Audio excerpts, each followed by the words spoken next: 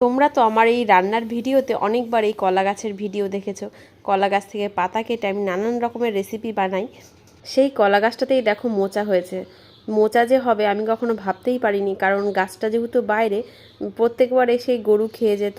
বাড়ির গাছের মোচা, এই মোচা দিয়ে তো আমার কিছু একটা বানাতেই হতো। যেহেতু মোচাটা ছোট, তাই ভেবে রেখেছিলাম এই মোচাটা দিয়ে মোচার চপ বানিয়ে দেখাবো।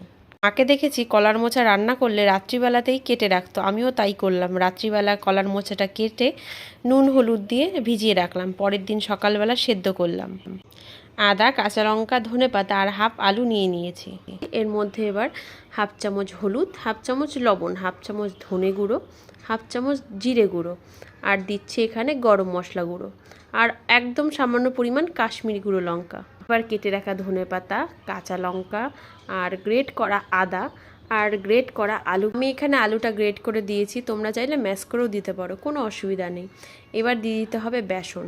এখানে আমি ছোট বাটির 1 বাটি মতো বেসন ব্যবহার করেছি। এবার সব কিছু হাত দিয়ে ভালো করে মেখে নিতে হবে।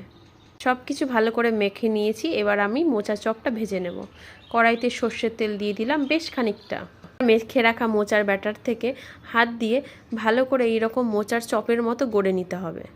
এটা বেশ গরম হয়ে গেছে, এবার দিয়ে দেবো একে একে।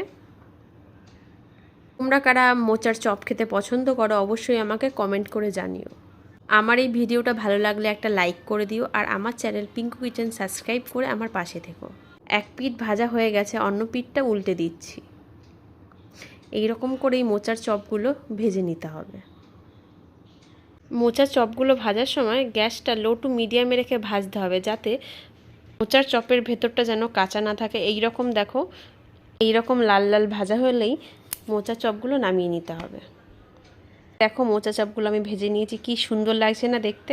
এবার বাকি যে ব্যাটারটা রয়েছে সেই ব্যাটারটা দিয়েও চপগুলো ভেজে নিচ্ছি। একটা মোচার চপ আমি ভেঙে দেখাচ্ছি তোমাদের, দেখো কি সুন্দর হয়েছে, ভেতরটা কিন্তু একদম কাঁচা নেই।